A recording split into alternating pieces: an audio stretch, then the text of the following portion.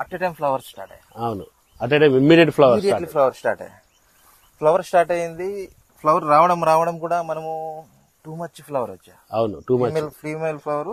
మళ్ళీ థిన్నింగ్ కూడా చేసాం సార్. థిన్నింగ్ చేసిన తర్వాతే మీరు 300-400 పెట్టినారు. అవును, ఇంకా థిన్నింగ్ చేయకపోయింటే 500 ఉండేది. 500 ఉండేది. నాయుడు గారు ఎలా ఉన్నారు సార్? బాగున్నాం సార్. హార్వెస్ట్ దగ్గరకు వచ్చాం మనము. అవును, 5 months కంప్లీటెడా? 5 కంప్లీట్ అయింది సార్.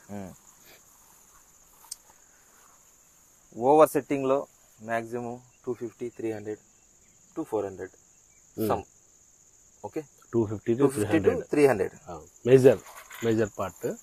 చెట్టుకు కనీసం 300, అబౌట్ 300 కాయలు. 300 కాయల్లో కూడా 250 రావడం అనేది 2 సార్లు సాయిల్ అప్లికేషన్స్. ఒకటి ఫస్ట్ దాంతో కలుపుకుంటే టోటల్ 3 times చేసాం. 3 times అంటే బిఫోర్ స్టోరేజ్ తో మనము సాయిల్ అప్లికేషన్ చేసాము. అవును, తర్వాత 2 సార్లు సాయిల్ అప్లికేషన్ చేసాము. ఫ్లవరింగ్ టైమ్ లో చేసాము, ఫ్రూట్ సెట్టింగ్ అయిన తర్వాత చేసాము, ఫ్రూట్ సెట్ అయిన తర్వాత చేసాము. దాని తర్వాత మిడిల్ లో కూడా మళ్ళీ ఒకసారి చేసాం. కంటిన్యూ డ్రిప్ షెడ్యూల్ 2 months నుంచి కంటిన్యూ డ్రిప్ షెడ్యూల్. ఈ క్లాత్ వేయడం వల్లే మనకు colour, quality, shining. So fruit size కూడా 250, 300. సో మేజర్లీ ఇంత లోడెడ్ మీద మనం నాన్ స్టాప్ ఫీడింగ్ ఇస్తానే ఉన్నాము. ఫీడింగ్ ఎక్కడ ఆపలే. So the worst climate conditions, ఎప్పుడు మనం చూడని క్లైమేట్ కండిషన్స్ ఇవి. అవును, ఇక్కడ చూస్తే ఫ్రూట్స్ చాలా బాగున్నాయి. ఇవి లోపలంతా ఇప్పుడు మనకి వెంటనే మనము స్వీట్ 0050 స్ప్రే చేస్తే ఆటోమేటిక్గా మీకు కలర్ 2-3 days లో కలర్ స్టార్ట్ అయిపోతుంది. స్టార్ట్ అయిపోయిన తర్వాత దాదాపుగా 60 to 70% హార్వెస్టింగ్ చేద్దాం. అవును సార్, సరేనా? లోడ్ తగ్గించేద్దాం, 60 to 70% హార్వెస్టింగ్ చేస్తుంది. కానీ ఫస్ట్ నుంచి ఒకసారి బ్రీఫ్ గా డిస్కషన్ చేసుకుంటే మనము ఈ తోట మనము వెరీ ఛాలెంజింగ్ గా తీసుకున్నాం. అవును, మీది అబ్జర్వేషన్ లో పెట్టినట్లు తోట ఎస్పెషల్లీ ఎవరిది పెట్టలే. ఎవ్రీ 10-15 days ఒకసారి మన విజిట్ ఉంది. 15 days ఒకసారి విజిట్ ఉంది. సో 15 days విజిట్స్ కూడా ఇవి చూడండి, ఇవి బాగున్నాయి. ఇవన్నీ వెళ్ళిపోతుంది సార్. అదంతా కాయ నిలబడదు. 70% పైన వెళ్ళిపోతుంది సార్. వెళ్ళిపోతుంది. సో అబ్జర్వేషన్ ఎట్లా అంటే, స్టోరేజ్ పీరియడ్ నుంచి మనము స్టోరేజ్ ఇచ్చిన తర్వాత ఫ్లవరింగ్ వెళ్ళాము. ఫ్లవరింగ్ మనము యాక్చువల్లీ ఈ తోటలు ఇంత వచ్చింది కదా, ఫస్ట్ లో మనం 45 days 2 months మనకి ఫ్లవర్ ఉందా? లేదు, ఫస్ట్ 45 days ఫ్లవర్ లేదు అసలు చాలా టెన్షన్ పడిపోయాం. అవును, ఏందబ్బా ఇది ఫ్లవర్ వస్తుంది, స్టోరేజ్ లేదు కదా, రాదా? ఎందుకంటే అప్పుడుండే క్లైమేట్ కండిషన్స్ అలా ఉన్నాయి. Too much temperature. మనం ఇమీడియట్ గా క్రాప్ కి వెళ్ళాం. అవును, క్రాప్ అయిపోయిన 1 month కే క్రాప్ వెళ్ళామా? అవును, అది కూడా ఒక సో 1 month గ్యాప్ లోనే. అవును సార్, అవును.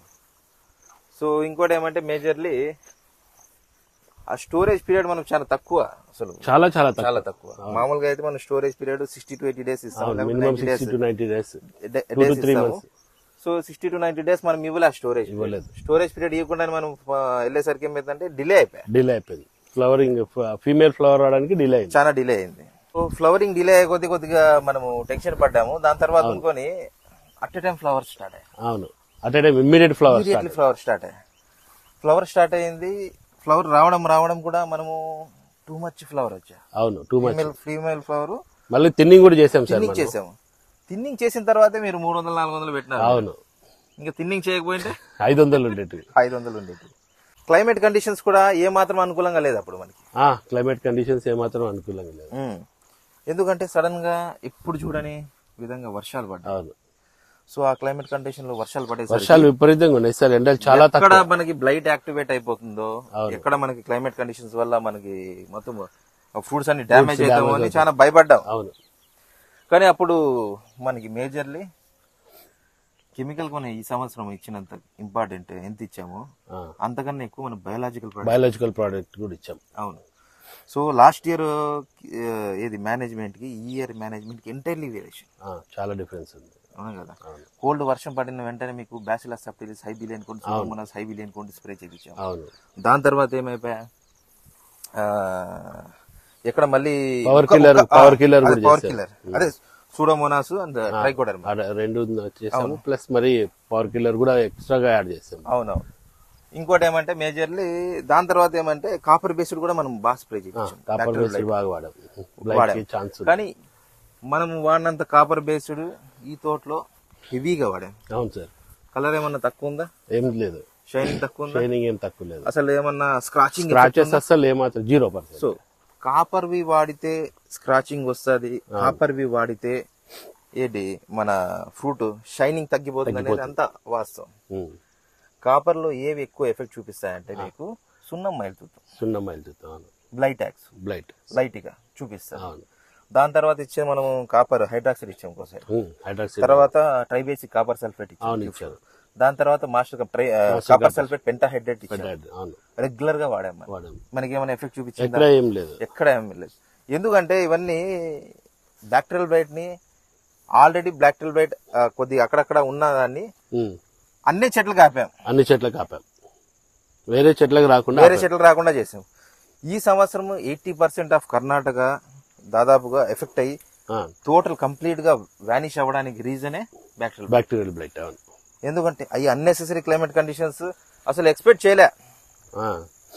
ఏప్రిల్ మేలో వర్షాలు పడతాయి, అనేది తెలియదు. అసలు ఏప్రిల్ మేలో ఎండే లేదు అసలు. అవును, ఎండే లేదు. అట్లా అలాంటి క్లైమేట్ కండిషన్స్ లో కూడా మనకి ఇది బ్యాక్టీరియల్ బ్లైట్ లేకుండా ఆపాం. సో అది మేజర్ ఛాలెంజ్ అయిపోయిన తర్వాత సెకండ్ మేజర్ ఛాలెంజ్ ఏమొచ్చా అంటే మన ఫ్రూట్ సైజ్ ఇంత లోడెడ్ పెట్టుకుని ఫ్రూట్ సైజ్ వస్తుందా లేదా, కనీసం 100-150 గ్రాములు కనీసం మన A1 సైజ్ కి వస్తుందా లేదా అని చాలా టెన్షన్ వచ్చింది. సో మనం ఇంకో డిసిషన్ తీసుకుంటే ఏమంటే సాల్ అప్లికేషన్ థర్డ్ టైం చేయడం చాలా బెటర్ అయింది. అవును సార్. అది చేయకపోతే ఇంత లోడెడ్ చేయడం తర్వాత వర్షాలు పడడం వల్ల మనకు చాలా బెనిఫిట్ వచ్చింది. అవును, వర్షాల్లో డ్రిప్ షెడ్యూల్ వదలలేం కాబట్టి అవును సాయిల్ అప్లికేషన్ చేయడం వల్ల చాలా బెనిఫిట్స్ వచ్చాయి. ఆ సాయిల్ అప్లికేషన్ చేసిన తర్వాత మళ్ళీ వర్షం పడేసరికి మళ్ళీ అక్కడ బ్లైట్ యాక్టివేట్ అవుతుంది. అవును. సో మళ్ళీ ఏమైతుందంటే కంటిన్యూస్ గా వర్షాలు పడేసరికి ఏమైపోయిందంటే మళ్ళీ మనము బ్యాసిలస్ సబ్టిలిస్ సూడోమోనాస్ ఎక్కువ వాడించాం. సో కెమికల్ ఎన్ని స్ప్రే జరిగినాయి మీకు, ఈ బయాలజికల్ కూడా అంతే ఈక్వల్ గా వాడే.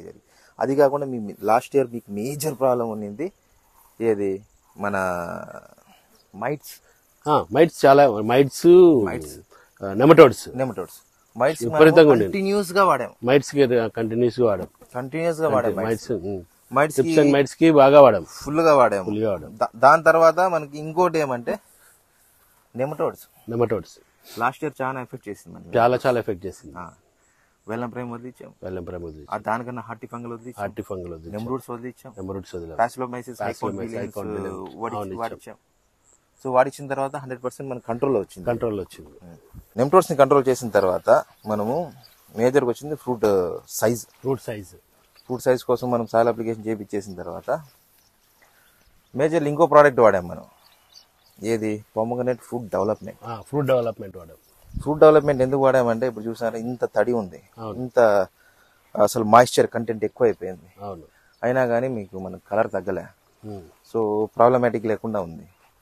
సో పొమగ్రనేట్ ఫ్రూట్ డెవలప్మెంట్ ఏమంటే మనకు 16 రకాల పోషకాలు ఎట్లా మనకి మొక్క కావాల్సినవి ఆ బ్యాక్టీరియాస్ ఏం చేస్తాయంటే మీకు మనం వేసింటాం ఎరువులు వేసింటాం, సాయిల్ అప్లికేషన్ చేసాం. సాయిల్ అప్లికేషన్ చేసిన తర్వాత పదునులు వర్షాలు పడినాయి.